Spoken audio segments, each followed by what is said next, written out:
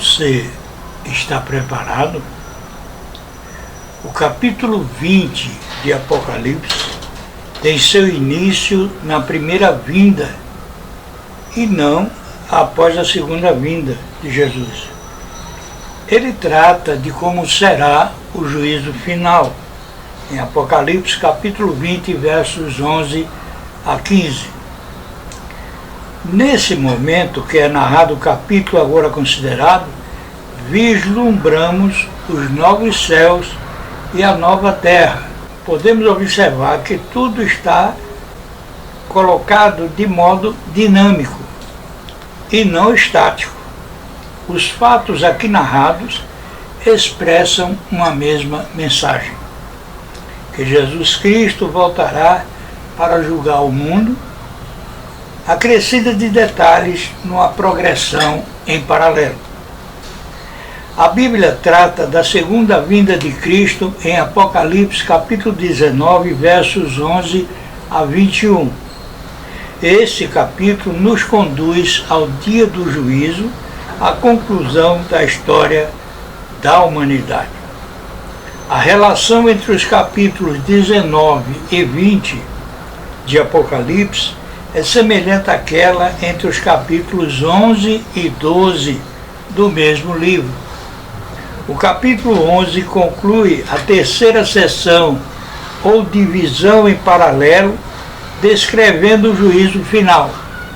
O capítulo 12, que é o início da quarta parte paralela, inicia com a primeira vinda de Jesus, com o seu nascimento, sua vida, sua morte, sua ascensão e coroação na casa de seu Pai.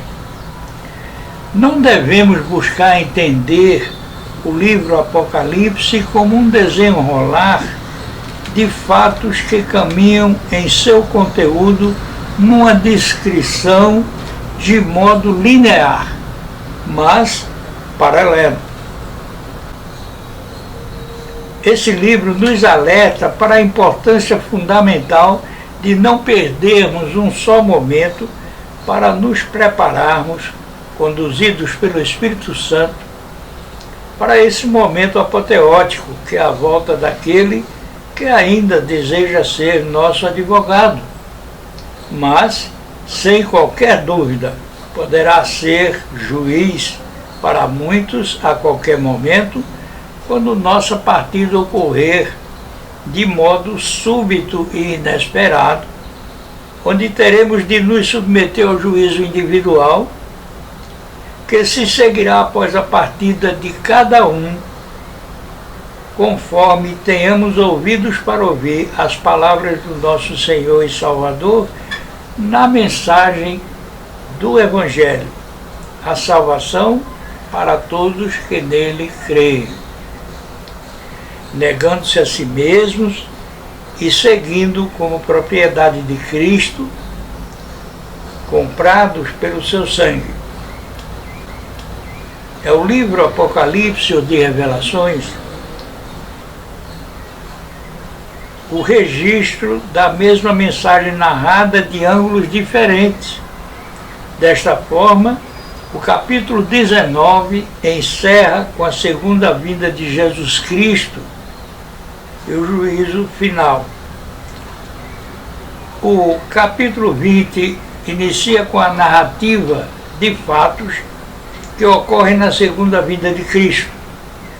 Pelo que nos é permitido entender, à luz dos ensinamentos de homens capacitados pelo Espírito Santo, o milênio antecede a segunda vinda de Jesus, sendo um reino espiritual, não com a presença física de Jesus aqui na terra, quando ele próprio disse que seu reino não é desse mundo. Isso está registrado em João, capítulo 18, verso 36. Respondeu Jesus: o meu reino não é desse mundo.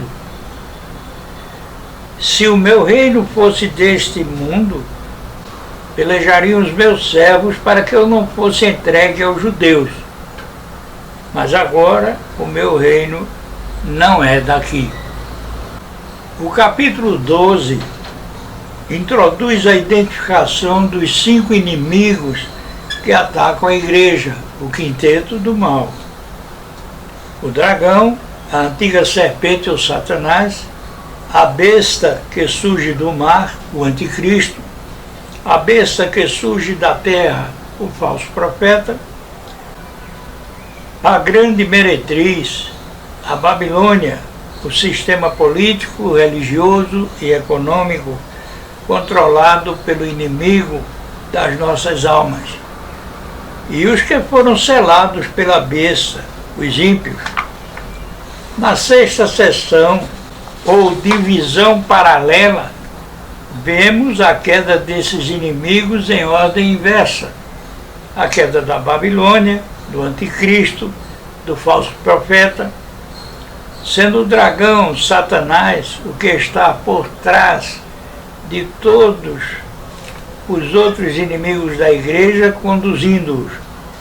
O apóstolo João, quem escreveu este livro por ordem do Senhor Jesus, reserva a última sessão, a qual constitui o ponto culminante do livro, para descrever a queda de Satanás, concluindo a vitória de Deus sobre seus inimigos. O Evangelho, as cartas de Paulo, as cartas gerais, aquelas que não foram escritas pelo apóstolo Paulo, Tiago, 1ª e 2ª Pedro, 1ª, 2ª e 3ª João e de Judas, não embasam a crença no milênio terrenal, onde Cristo reinaria com sua igreja neste planeta.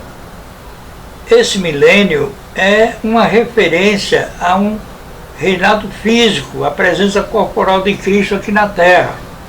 No entanto, foi Cristo quem afirmou que seu reino não é deste mundo, não possuindo qualquer relação com política, pelo contrário, é um reino espiritual. Paulo de Tarso afirmou que o reino de Cristo consiste não em palavras, mas em poder, não em comida e bebida, e sim alegria em poder do Espírito Santo. Assim, o reino de Cristo é essencialmente espiritual, não físico aqui na Terra. Esse reino não se limita por fronteiras geográficas.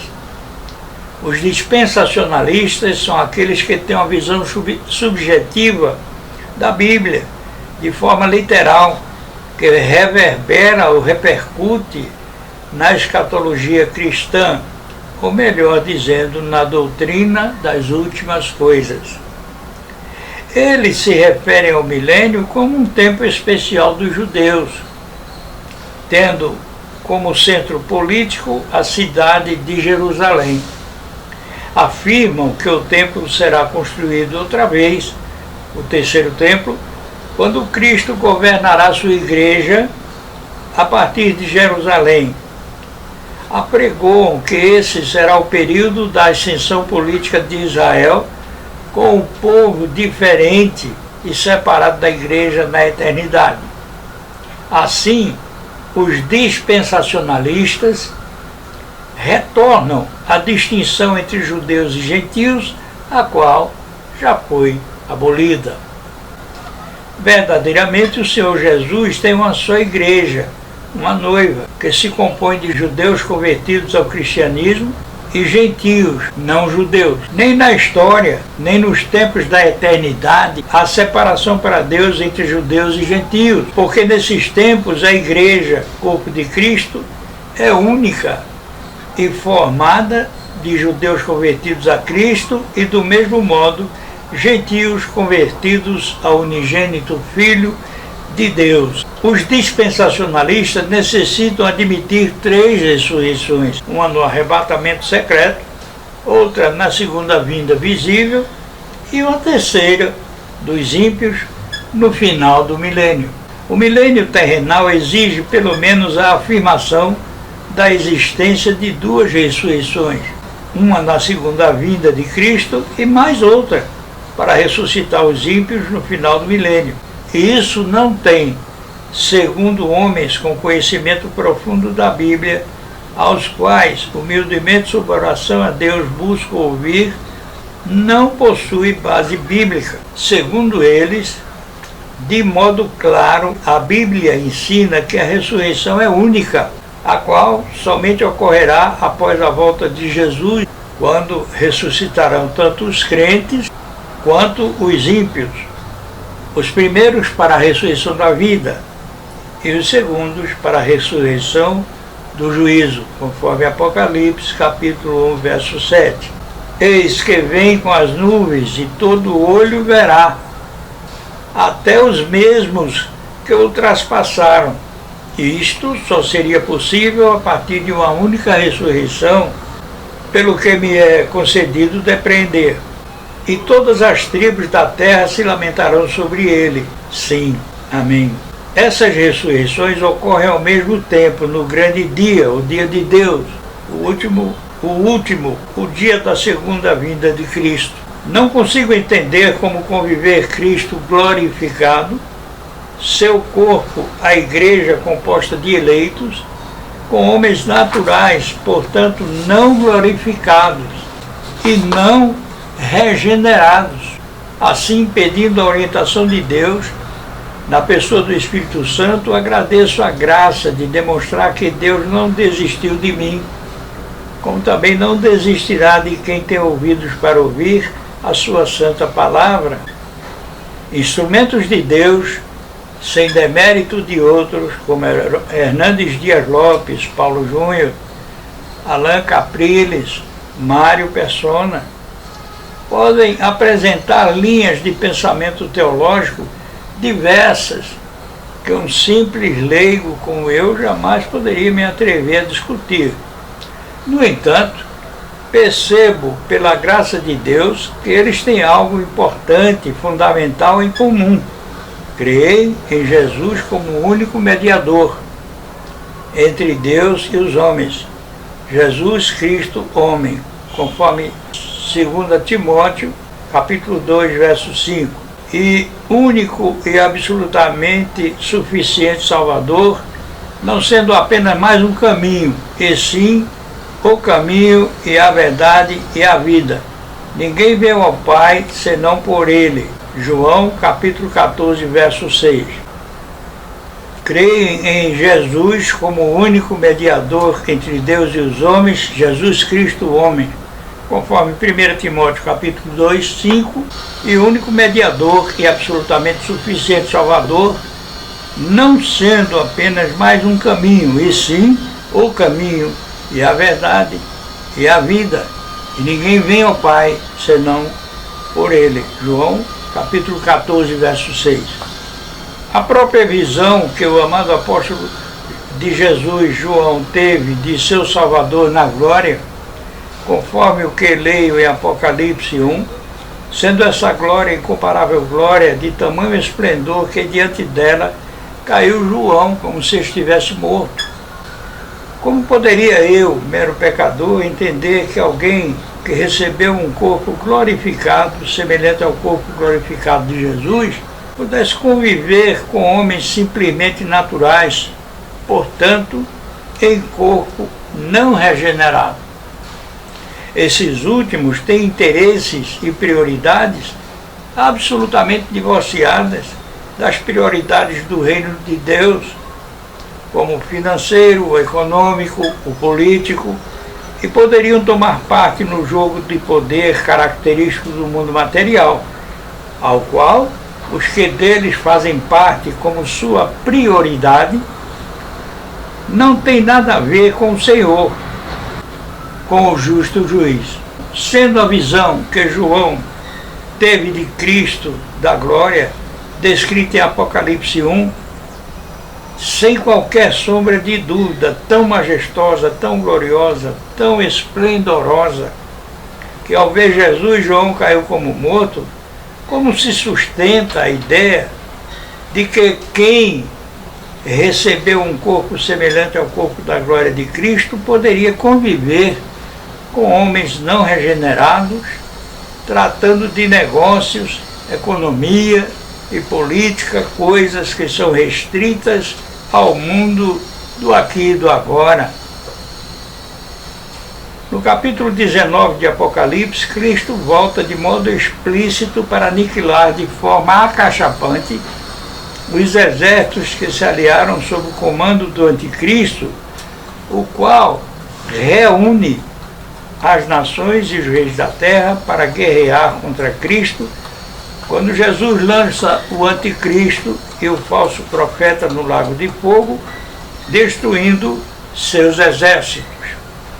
Esta é uma guerra que se amplia além de meras fronteiras geográficas, pois como conter num lugar muito bonito, mas com área geográfica insuficiente, população tão numerosa como areias do mar, não consigo entender de que modo, após tal acontecimento, poderia ocorrer outro conflito, quando o próprio Senhor Jesus nos ensinou que igual a esse jamais houve nem haverá outro. As nações dos 4 cantos da terra viriam como as areias do mar, assim descritas, simbolizando a totalidade delas neste mundo agonizante. Poderia isso ocorrer durante o reinado de Cristo? O Vale do Armagedon, a despeito de sua beleza, conforme podemos ver pesquisando na internet, não teria espaço geográfico para conter uma fração milesimal de inimigos em número como das areias do mar.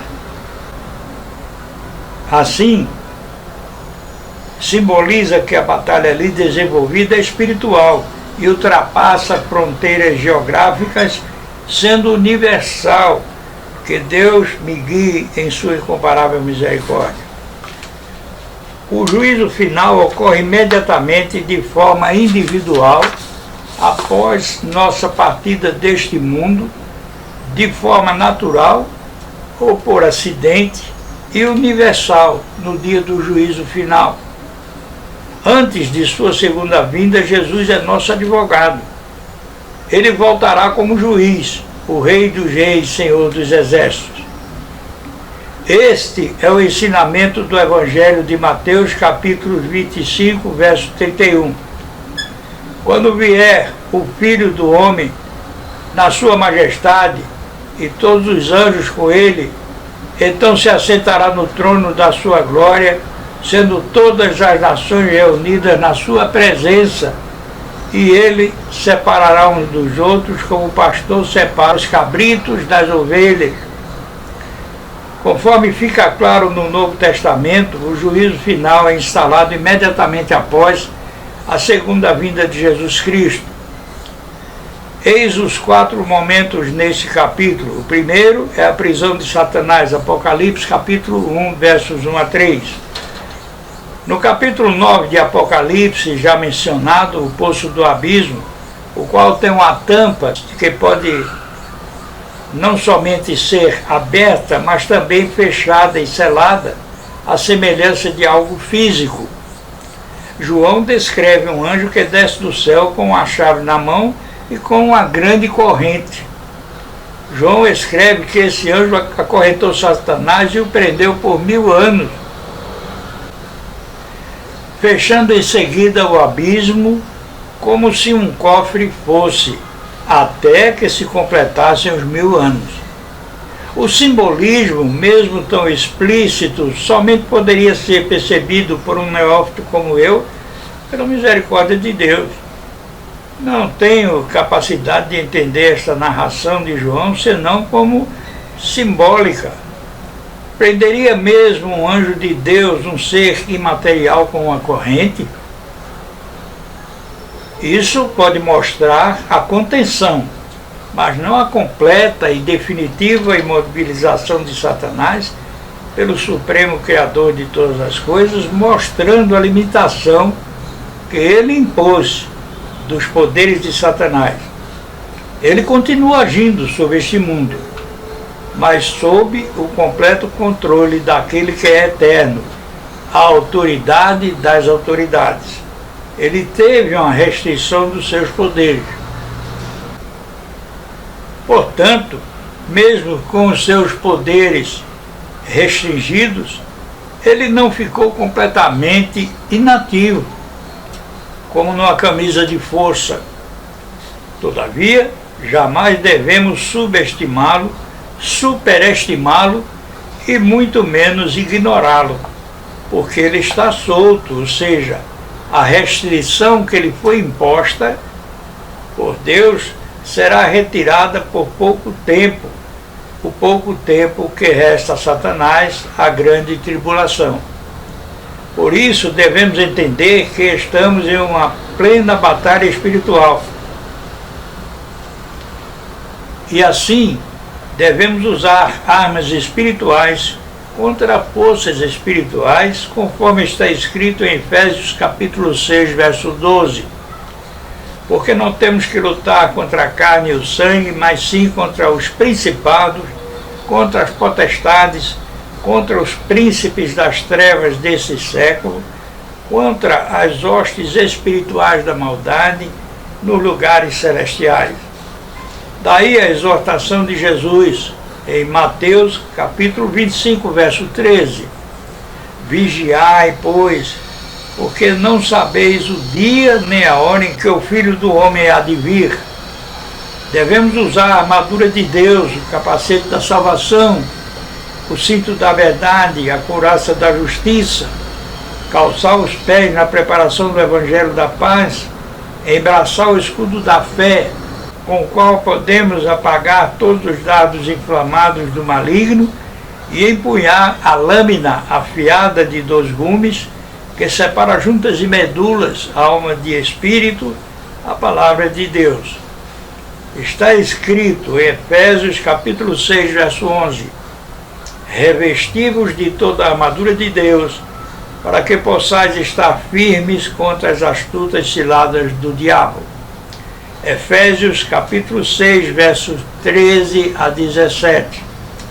Portanto, tomai toda a armadura de Deus, para que possais resistir no dia mau, e, havendo feito tudo, estai, pois, firmes, tendo cingidos os vossos lombos com a verdade, e vestida a couraça da justiça, e calçados os pés na preparação do Evangelho da paz, tomando sobretudo o escudo da fé, com o qual podereis apagar todos os dardos inflamados do maligno. E tomai também o capacete da salvação e a espada do Espírito, que é a palavra de Deus. Efésios capítulo 6, verso 18. Orando em todo o tempo, com toda a oração e súplica no Espírito, e vigiando nisto com toda a perseverança e súplica por todos os santos. Pelo exposto, podemos perceber que o que a Bíblia nos diz até aqui é que essa simbólica prisão de Satanás relaciona-se com a primeira vinda de Jesus Cristo. Na segunda vinda, na qual ele virá para derrotar definitivamente seus inimigos, destruindo essas nações por ele arrasadas, quebradas como pote de barro, à mercê de uma barra de ferro e levadas ao abismo. Em Apocalipse 12, descreve João a fragorosa derrota de Satanás, quando foi expulso do céu, sendo também expulsos com eles os anjos que, por seu engano, mas absolutamente culpados, foram por eles sublevados. Após isso, sua autoridade ficou limitada, minorando seu poder e reduzindo seu tempo no reinado do Anticristo. Também a segunda vinda de Cristo, o Rei dos Reis, Senhor dos Exércitos, implacável juiz, está relacionado ao lançamento do inimigo das nossas almas, Satanás, no lago de fogo que arde com enxofre. Conforme Apocalipse 20, verso 2, a queda de Satanás continua, ao mesmo tempo em que avança a pregação da Boa Nova, o Evangelho, salvação para todo aquele que crê. Romanos capítulo 1, verso 16b. Assim João capítulo 12, versos 31 a 32 diz: na medida em que Satanás é limitado, os eleitos de Deus são atraídos para o Senhor. Assim diz Paulo em Colossenses capítulo 2, verso 15. Jesus Cristo despojou os principados e as potestades e publicamente os expôs ao desprezo, triunfando deles na cruz. A prisão, a limitação, a derrota cachapante de Satanás tem a ver com a cruz, com o sacrifício de Cristo, que impediu que ele pudesse agora impedir que os eleitos fossem chamados de todas as nações. São descrições paralelas os textos da expulsão de Satanás no capítulo 12 e a sua prisão no capítulo 20. A expulsão de Satanás ocorre paralela à coroação de Cristo, com a pregação do Evangelho, contudo, sem relação com a segunda vinda de Cristo. Assim vemos que a prisão de Satanás é simbólica, referindo-se à limitação do seu poder para não enganar as nações, significando que ele perdeu o poder de impedir, de modo universal, que os eleitos de Deus respondam ao seu chamado, e esse tempo se relaciona à grande tribulação, ao aumento da apostasia, referindo-se a qual o Senhor Jesus disse: se esse tempo não fosse abreviado, nenhum teria forças para suportar. Porém, por causa dos escolhidos, esse tempo será reduzido, abreviado. Aqui podemos entender que os escolhidos estarão também na tribulação.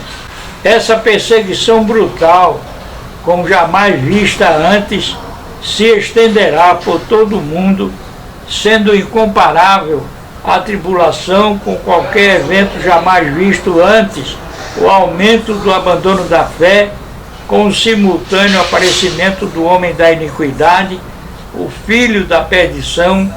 Esse é o curto tempo de Satanás, que se volta contra o ponto culminante da criação de Deus, as suas ovelhas, criadas à sua imagem e conforme a sua semelhança. Essas condições são o momento de Satanás que precedem a sua cachapante, fragorosa e definitiva derrota diante da ira do Todo-Poderoso. O milênio se refere de modo semelhante ao número 7 à completude, ao intervalo de tempo entre a primeira e a segunda vindas de Cristo. Lemos no verso 3 do capítulo 20 que após os 1000 anos Satanás será solto por pouco tempo. Esse tempo é relacionado à grande tribulação, com o reinado do anticristo, com a apostasia, abandono da fé.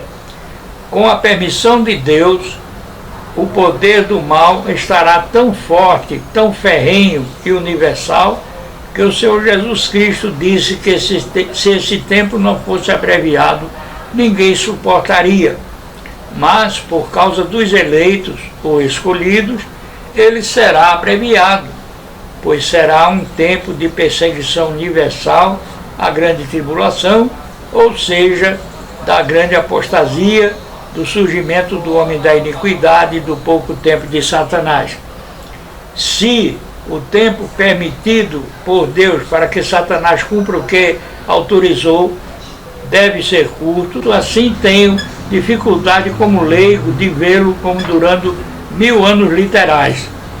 Nesse tempo, no qual Satanás foi parcialmente contido, semelhantemente como aconteceu com Jó, onde ele somente pôde agir dentro dos limites estabelecidos por Deus, nesse tempo, embora limitado, ele não está totalmente inativo, mas não tem permissão de impedir que nenhum dos eleitos de Deus possa ser alcançado pela voz do bom pastor, a mensagem universal do Evangelho, salvação para todo aquele que crê, e, portanto, o fazem porque têm ouvidos para ouvir.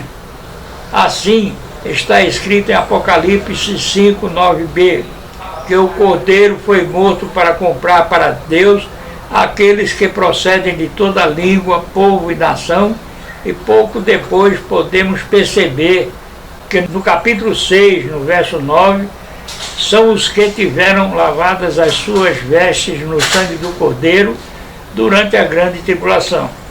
Foram por ele comprados e estão na glória, cantando, celebrando o Cordeiro, porque o sacrifício vicário ou substitutivo de Jesus não foi nem poderia ser frustrado em seu objetivo.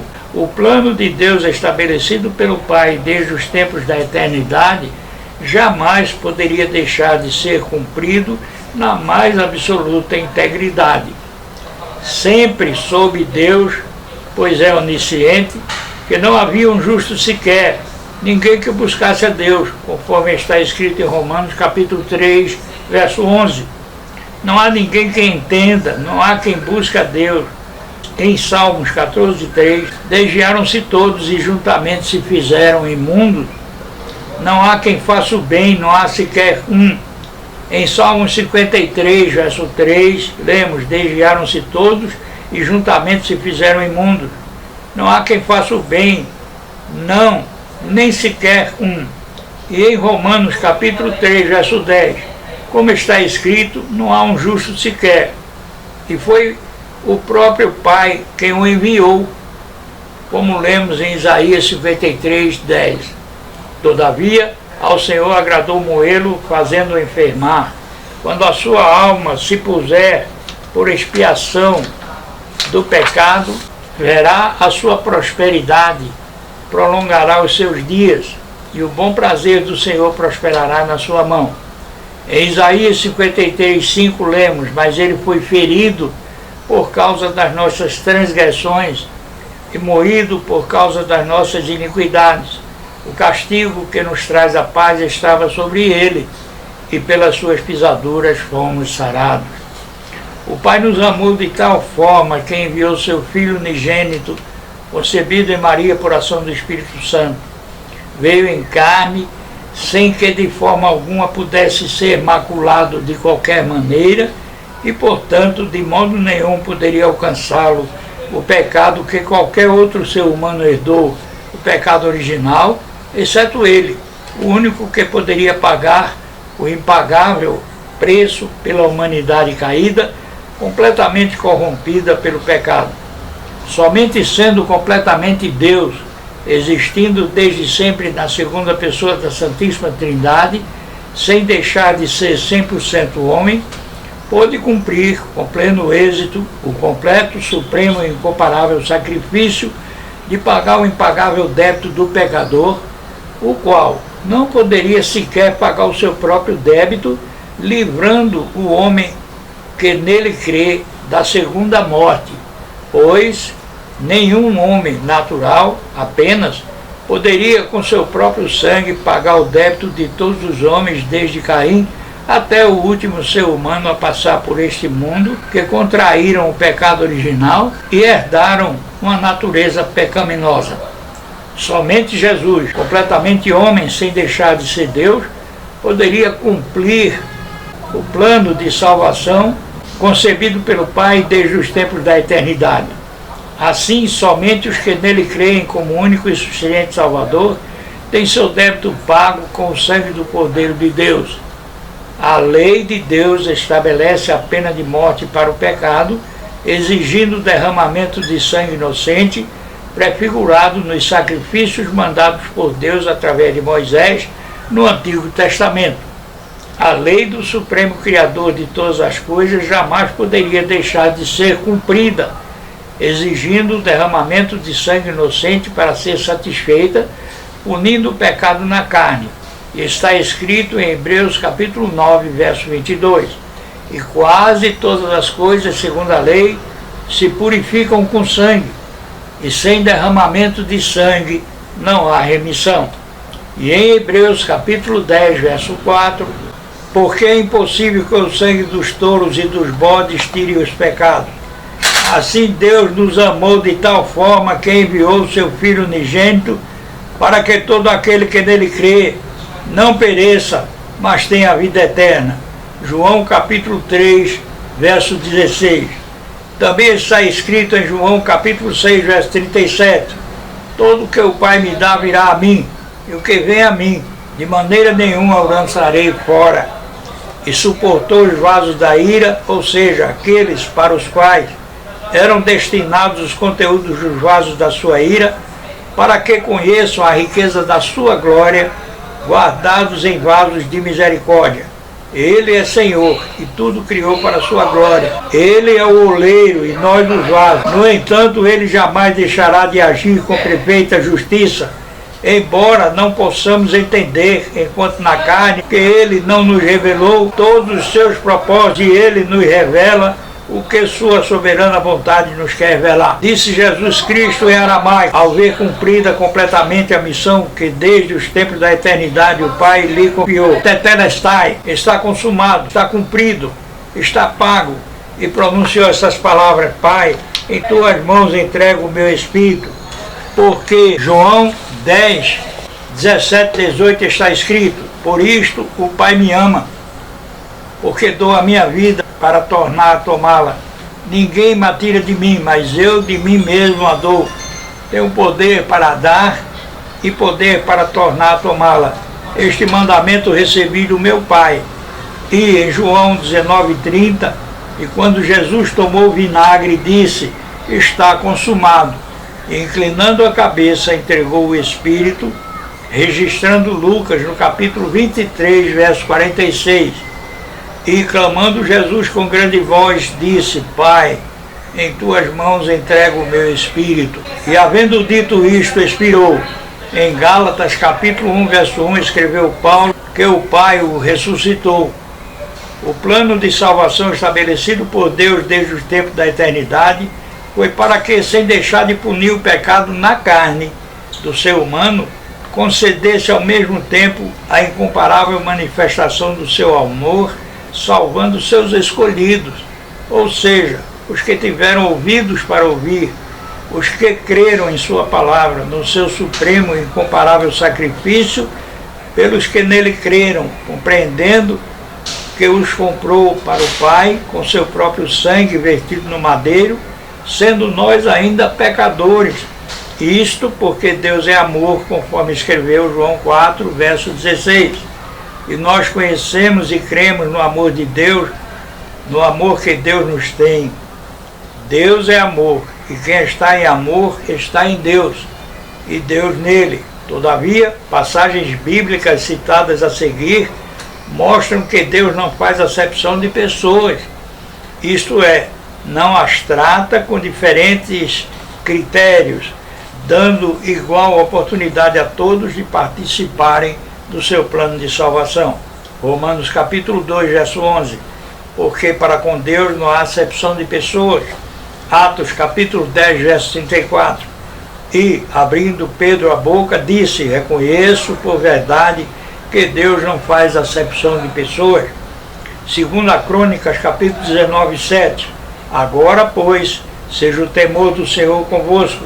Guardai-o e fazei-o, porque não há no Senhor nosso Deus iniquidade, nem acepção de pessoas, nem aceitação de suborno. Deuteronômio 10, 17. Pois o Senhor vosso Deus é o Deus dos deuses e o Senhor dos senhores, o Deus grande, poderoso e terrível, que não faz acepção de pessoas, nem aceita a recompensa. João capítulo 34, verso 19. Quanto menos aquele que não faz acepção de pessoas, de príncipes, nem estima o rico mais do que o pobre, porque todos são obras de suas mãos. Efésios capítulo 6, verso 9. E vós, senhores, fazei o mesmo para com ele, deixando as ameaças, sabendo também que o Senhor deles e vosso está no céu, e que para com ele não há acepção de pessoas. Com base nessas porções bíblicas, podemos ler o que escreveu Paulo em Romanos capítulo 8, verso 30. E aos que predestinou, a estes também chamou, e aos que chamou, a estes também justificou, e aos que justificou, a estes também glorificou. A quem Deus predestinou? Aos que tiveram ouvidos para ouvir a sua palavra e creram no verdadeiro Cordeiro Pascal, enviado por Deus, o qual, como ovelha muda, não abriu sua boca ante seus tosqueadores. Isaías, capítulo 53, verso 7. Ele foi oprimido e afligido, mas não abriu a sua boca. Como um cordeiro foi levado ao matadouro, e como a ovelha muda perante os seus tosqueadores, assim ele não abriu a sua boca. Mateus 25:34. Então dirá o rei aos que estiverem à sua direita: vinde, benditos de meu Pai, possuí por herança o reino que vos está preparado desde a fundação do mundo. Ele morreu por todos, mas salvou a muitos. 2 Coríntios capítulo 5, verso 15. Ele morreu por todos, para que os que vivem não vivam mais para si, mas para aquele que por eles morreu e ressuscitou. Jesus não salvou a todos, mas aqueles que, conforme os versos a seguir, nele creram. 1 João capítulo 5, verso 5. Quem é que vence o mundo, senão aquele que crê que Jesus é o Filho de Deus? João capítulo 6, verso 64. Mas há alguns de vós que não creem. Bem sabia Jesus desde o princípio quem eram os que não criam e quem era o que eu havia de entregar. João capítulo 5, verso 24. Na verdade vos digo que quem ouve a minha palavra e crê naquele que me enviou, tem a vida eterna e não entrará em condenação, mas passou da morte para a vida. Todavia, não podemos seguir a Deus e a Mamon, nem ao mundo. Disse Jesus: quem quiser me seguir, negue-se a si mesmo, porque a obra salvífica de Deus na pessoa de Jesus foi cumprida, na pessoa de Jesus foi completa. Nada podemos fazer para completá-la. Tome a sua cruz e siga-me, não murmure. Entenda que tudo colabora para o bem dos que amam a Deus, conforme Marcos capítulo 8, verso 34b. E a fé é dom de Deus, vem pelo ouvir, e assim é alimentada, e o ouvir pela palavra de Deus. Leamos os versos. Efésios capítulo 2, verso 8. Porque pela graça sois salvos por meio da fé. Isto não vem de vós, é dom de Deus. Romanos 10, 17. De sorte que a fé vem pelo ouvir, e ouvir pela palavra de Deus. Também está escrito, Romanos 8, 28. E sabemos que todas as coisas contribuem juntamente para o bem daqueles que amam a Deus, daqueles que são chamados segundo o seu propósito. O projeto vitorioso de Deus não pode ser frustrado por Satanás, porque diz a Bíblia que as portas do inferno não prevalecerão contra a igreja de Deus. Outro momento, pois tudo ocorre ao mesmo tempo num crescente detalhamento em paralelo, encontramos em Apocalipse, versos 4 a 6, correspondendo ao reinado dos santos com Cristo no céu. No verso 4, João também relata que viu tronos, nos quais sentaram-se aqueles aos quais foi dada autoridade de julgar. Viu João também as almas dos decapitados por causa do testemunho de Jesus e também por pregarem a palavra de Deus, tantos quantos não adoraram a besta, nem tampouco a sua imagem, e não receberam a marca na fronte e na mão, e viveram e reinaram com Cristo durante 1000 anos. Seria esse reinado na terra ou no céu? Na doutrina das últimas coisas, a escatologia, um grupo de irmãos chamados pré-milenistas considera que esse reinado é na terra, mas os tronos são citados 67 vezes no Novo Testamento, das quais 47 vezes são encontradas no livro Apocalipse, também denominado livro da Revelação. Entre essas 47 vezes, 44 delas o trono está nos céus, e apenas em 3 vezes o trono está na terra. Em Apocalipse 2:13, em Apocalipse 13:2 e em Apocalipse 16:10. No primeiro verso citado, a referência ao trono de Satanás. No segundo verso, a citação se refere ao trono da besta. E finalmente, no terceiro verso, Apocalipse 16:10, também se refere ao trono da besta. Então, nos 3 versos de Apocalipse, onde aparece a palavra trono aqui na terra, esse é o trono de Satanás. Apocalipse 6, verso 9. Mostra que a igreja passará pela grande tribulação, porque as almas às quais se refere João quando o Cordeiro de Deus abriu o quinto selo, descritas como aquelas dos que foram mortos por amor da palavra de Deus e por amor do testemunho que deram, elas estavam clamando com grande voz, dizendo: até quando, ó verdadeiro e santo dominador, não julgas e vingas o nosso sangue dos que habitam na terra? Esse reinado se prolonga da morte à ressurreição, mostrando que não foram aniquilados os que morreram, nem dormindo está a alma. Em Hebreus capítulo 12, verso 23, o corpo dos eleitos é imediatamente aperfeiçoado para entrar na glória. Partindo deste mundo, os eleitos entram na glória, passando a habitar com Cristo, o que é incomparavelmente melhor. Para o cristão, não simplesmente nominal, morrer é deixar o corpo, passando a reinar com Cristo, vivendo independente do corpo, até o dia que o justo juiz vier à terra, o Senhor dos senhores, o Rei dos reis, ocasião na qual acontecerá a ressurreição do corpo do eleito, quando essa alma glorificada unir-se ao seu corpo glorificado, num piscar de olhos. Em 1 João capítulo 2, verso 18, diz Paulo: filhinhos, é já a última hora, e como ouvistes que vem o anticristo, também agora muitos se têm feito anticristo, por onde conhecemos que já é a última hora. Por isso, entendemos que toda a força que ao longo da história tem se levantado contra Cristo ou seus eleitos, encarna o anticristo. Assim, a alma do verdadeiro cristão entra no céu e tem vida independente do seu corpo. Paulo, em 1 Tessalonicenses, capítulo 3, versos 12 a 13, exorta-nos nesse verso: e o Senhor vos aumente e faça crescer em amor uns para com os outros e para com todos, como também o fazemos para convosco. E em 1 João 2,18, filhinhos, é já a última hora, e como ouvistes que vem o anticristo, também agora muitos se têm feito anticristos, por onde conhecemos que já é a última hora. E toda a força que se opõe a Cristo e se levanta contra seus eleitos é uma encarnação do anticristo ao longo da história. Todas as pessoas, todas aquelas que se mantiveram fiéis a Cristo e morreram na fé, estão reinando com nosso Senhor e advogado entre a primeira e segunda vinda de Cristo.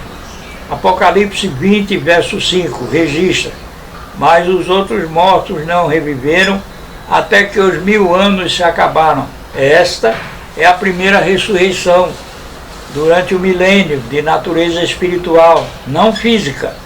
No final do milênio, intervalo entre a primeira e a segunda vinda de Cristo, a ressurreição será universal, tanto para ímpios e perdidos quanto para eleitos.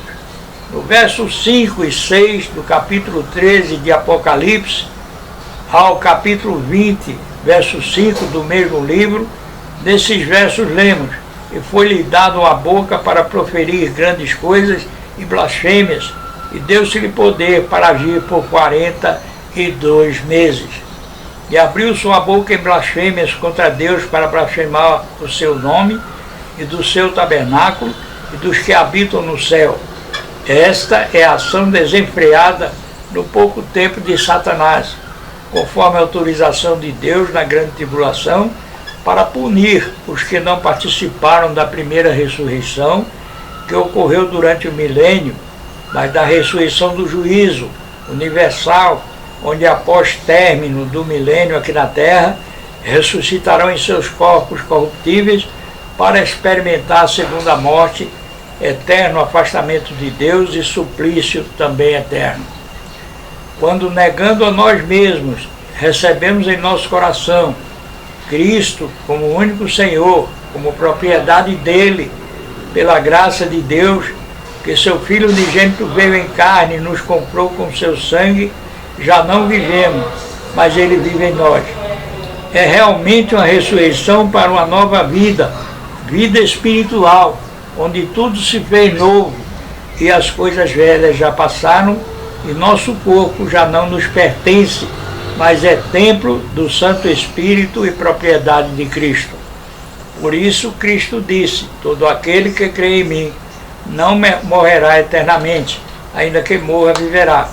A palavra de Deus nos informa que no momento em que cremos em Jesus, passamos da morte para a vida. É uma ressurreição espiritual. Quando recebemos a Cristo como Senhor e Salvador, deixamos a condição de mortos para esse mundo e revivemos para Cristo.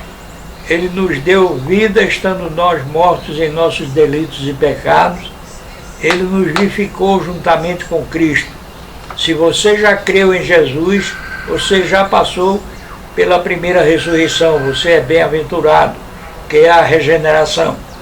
A segunda morte não pode mais lhe alcançar. A segunda morte é condenação eterna. Quem morre uma vez ressuscita 2 vezes, espiritual na conversão e corporal na segunda vinda de Cristo.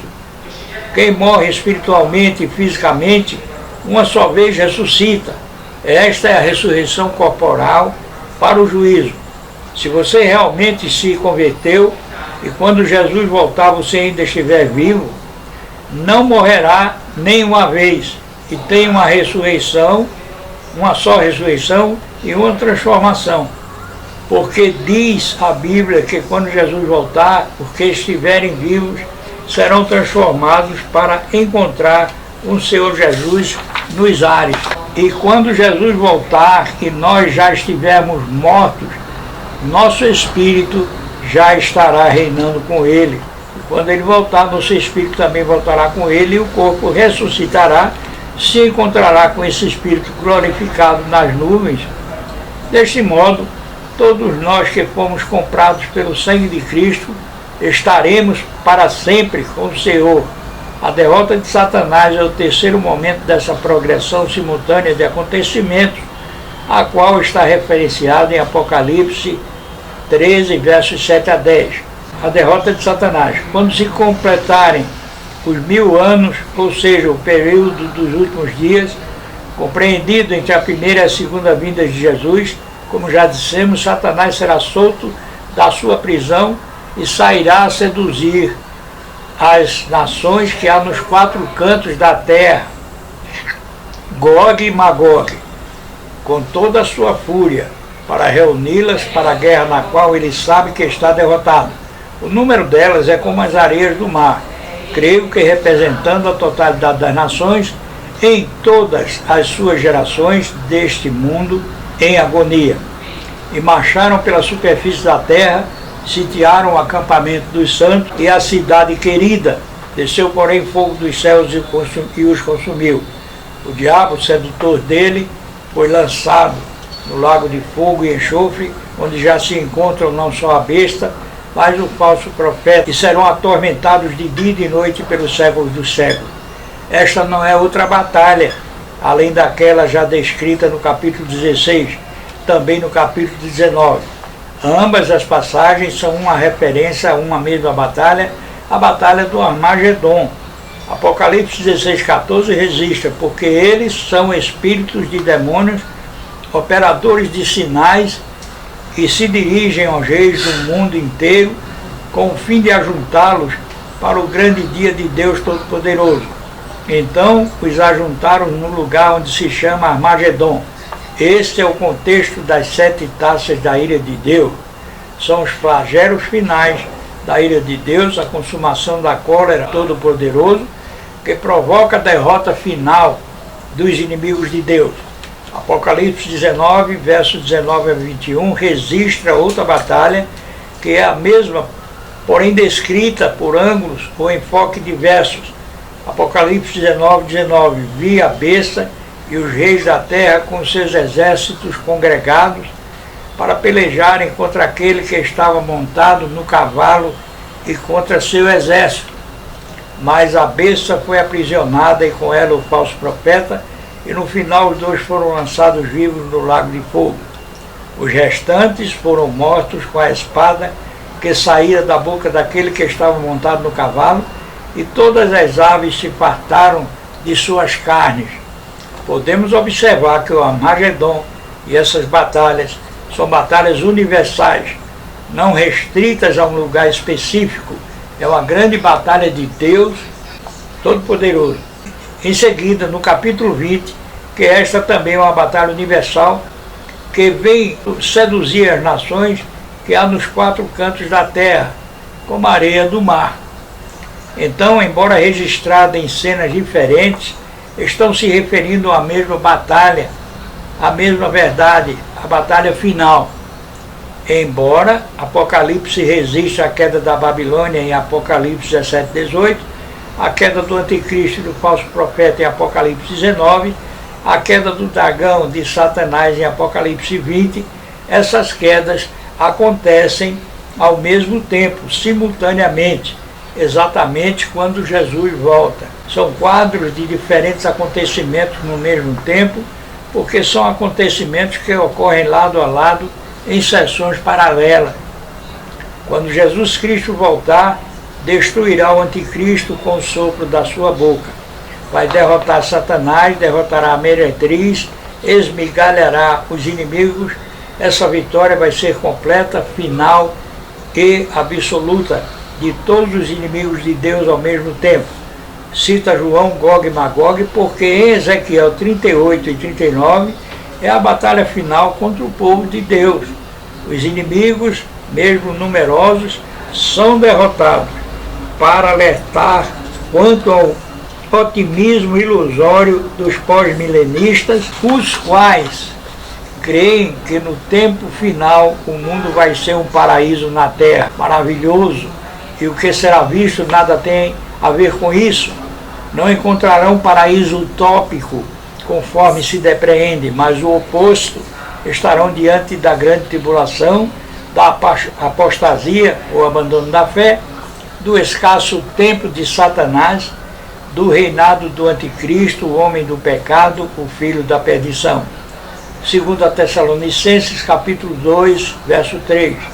Cenário real de extrema perversão sem precedentes na história da humanidade, também para extinguir o pessimismo patológico, supondo demasiada importância a quantidade dos inimigos, porque a despeito dela eles serão derrotados implacavelmente, repentinamente, sem uso de armas convencionais, mas pela manifestação da glória do Filho de Deus. Apocalipse 20, versos 11 a 15. O juízo final. João diz: vi um grande trono branco e aquele que nele se assenta, de cuja presença fugiram a terra e o céu, e não se achou lugar para eles. Nesse trono estará aquele que veio como cordeiro, foi rejeitado como advogado, mas nesse momento sentar-se-á no trono como juiz, o próprio Cristo. Deus estabeleceu o dia, embora não o tenha revelado, senão os sinais de sua aproximação, quando seu Filho julgará o mundo e aniquilará todos os seus inimigos. Os do mundo rejeitaram-no como advogado. Nesse momento receberão dele sua mais do que merecida sentença condenatória, para a qual nenhuma possibilidade existe de apelação. É uma cena real de grande solenidade e de tremendo impacto, a ponto de ser descrita na Bíblia a fuga da natureza dessa cena do juízo e o abalo dos céus, o encolhimento do universo, começando a desabar como mega estrutura, que não mais dispusesse de colunas de sustentação. Além disso, trata o capítulo 6 de Apocalipse, quando os homens desesperados tentam se esconder da presença de Deus que está no trono. Desse juiz, de cuja presença desesperadamente querem inutilmente fugir, fogem às ilhas, fogem os céus, fogem a terra. Entretanto, ninguém pode escapar diante daquele que está no trono. E a Bíblia diz que os mortos começam a ressuscitar, os grandes e os pequenos. O mar começa a devolver seus mortos, não importa como tenham partido deste mundo, se sepultados, se vítimas de incêndios, se cremados, sendo suas cinzas lançadas no mar, se devorados por feras, não importa quando nem em qual lugar. os mortos ressurgirão. Esta é a ressurreição geral, não se limitando aos ímpios. Carece de sentido o texto descrito em Apocalipse 20:15, partindo da suposição de que os mortos estarão ressuscitando e entrando no juízo final, mas os vivos, isto é, os ressurretos espiritualmente por Cristo, não estariam nesse tribunal, que, se isso fosse possível, não teria o mínimo sentido o que está escrito no verso 15 de Apocalipse 20. Também foi aberto o livro da vida, e aqueles que não forem encontrados no livro da vida serão lançados no lago de fogo. Este trecho, como já dito, não teria sentido se não estivessem presentes os que com certeza muitos foram encontrados no livro da vida do Cordeiro. Esses não foram lançados no lago de fogo, porém entraram nas bodas do Cordeiro, para celebrar com ele por todos os séculos e séculos. Esta é a descrição do juízo universal, porque alcança a todos, sendo também absolutamente individual, porque o verso 13 nos mostra que foram julgados um por um. Não há quem possa fugir. Será um julgamento pautado na mais absoluta e perfeita justiça, pois é a ação daquele que é a própria justiça. Conforme suas obras, cada um é julgado, e elas a ninguém justifica diante de Deus. Pelo contrário, elas tornam indesculpáveis aqueles que supõem ser justificados por elas e estão condenados porque negam a completa, absoluta eficácia do supremo sacrifício de Cristo, fazendo-se maldição ao assumir nosso lugar no madeiro, porque ninguém pode entrar no céu por mérito próprio, pois nossas obras de justiça são como trapos de imundície, porque pelas obras ninguém pode se salvar, mas pelas obras os homens serão condenados, porque receberão o que merecem, por não reconhecerem o incomparável e insubstituível sacrifício de Cristo, fazer-se maldito tomando o nosso lugar no madeiro, porquanto está escrito em Gálatas capítulo 3, verso 13, Cristo nos resgatou da maldição da lei, fazendo-se maldição por nós, porque está escrito, maldito todo aquele que for pendurado no madeiro. As obras permitem a concessão de galardão aos salvos, jamais qualquer contribuição à salvação. É por isso que um novo livro é aberto, o livro da vida, porque a salvação é pela graça. Quem tem seu nome no livro da vida porque é bom, ou por suas obras. Só um é bom, nosso Deus. Os eleitos, os que confessam Cristo como único Salvador, único mediador entre Deus e os homens, que creem no Cordeiro pela fé, somente por ela, nunca por nenhum pretenso mérito, diante do supremo e perfeito juiz, dele ouvirão o inefável convite expresso em Mateus 25, 24.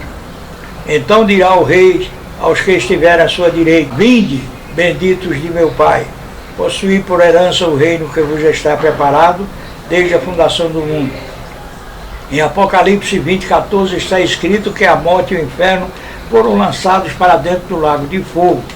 A morte é a separação eterna de Deus e o inferno é o lugar onde os ímpios estarão sofrendo, aguardando a ressurreição do seu corpo corruptível, mas que não se consome, e estarão juntos para sempre, conforme o grau de sua culpa. Lucas 12, 48. Mas o que a não soube e fez coisas dignas de açoite, com poucos açoites será castigado.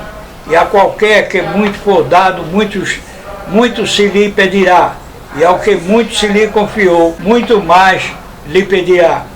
O ímpio, ao receber seu corpo em eterna decomposição, no momento da ressurreição do seu corpo para a segunda morte, ou eterna separação de Deus e o sofrimento sem fim. Enquanto a alma, o espírito do justificado pelo sangue do Cordeiro, com ele passa a reinar logo após o juízo que se segue à sua morte natural, onde a ressurreição universal, seu corpo, tornado incorruptível, se unirá à sua alma, e unidos para sempre estarão espírito e corpo no lar do nosso Pai, pelos méritos de seu Filho unigênito, seu único e suficiente Salvador.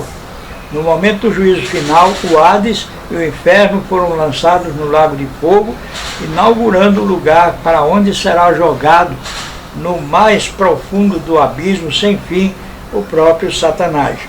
Não se percebe espaço para o universalismo, mas julgamento para os salvos e perdidos, nem tampouco aniquilamento dos ímpios, sendo, sem haver quitado seu impagável débito, livrados de eterna condenação, porque rejeitaram o amor daquele que é eterno. Disse Jesus que de lá não sairiam jamais, porquanto jamais poderiam pagar por si o seu impagável débito diante da perfeita justiça de Deus. Do mesmo modo, para os salvos, bem-aventurança eterna. Temos convicção de que realmente estamos preparados para esse grande dia, o juízo final, o qual pode chegar a qualquer momento, com nossa partida antes do término da tribulação. Pense se você confia em suas obras, porém não esqueça que a boa árvore produz frutos. A que não produz é cortada e lançada ao fogo. Não porque são os frutos que salvam, mas porque os salvos necessariamente produzem bons frutos, não para a salvação, mas porque são salvos. Não esqueça, no momento do juízo final, será um julgamento para proferir sentença. Não conte com jurados ou advogados, pois o único advogado que poderia ter evitado sua condenação, caso rejeite o sacrifício do Cordeiro de Deus, enquanto ainda neste vale, teria sido o próprio Jesus Cristo, caso você não tivesse rejeitado. Mas que Deus tenha misericórdia, enquanto tem fôlego de vida, não rejeite, pois naquele momento não contará com jurado, como já foi ensinado pela palavra de Deus, nem advogado, mas sem aquele que teria sido seu advogado, agora é o implacável juiz, caso não tenha sido eleito. Diz a Bíblia que a única maneira de você não receber eterna condenação, conhecer a terrível ira do Supremo Juiz desse dia da ira e do juízo, é entregar, sem reserva, sua vida para Jesus, crer em Jesus, diz a Bíblia. Em verdade vos digo que quem ouve a minha palavra e crê naquele que me enviou, tem a vida eterna, não entra em juízo, mas passou da morte para a vida. Se você hoje crê no Senhor Jesus, tem a garantia de que quando você chegar lá, você vai escutar esta boa e doce palavra. Pode vir, bendito de meu Pai. Entra na porta do reino que está preparado para você desde os tempos da fundação do mundo.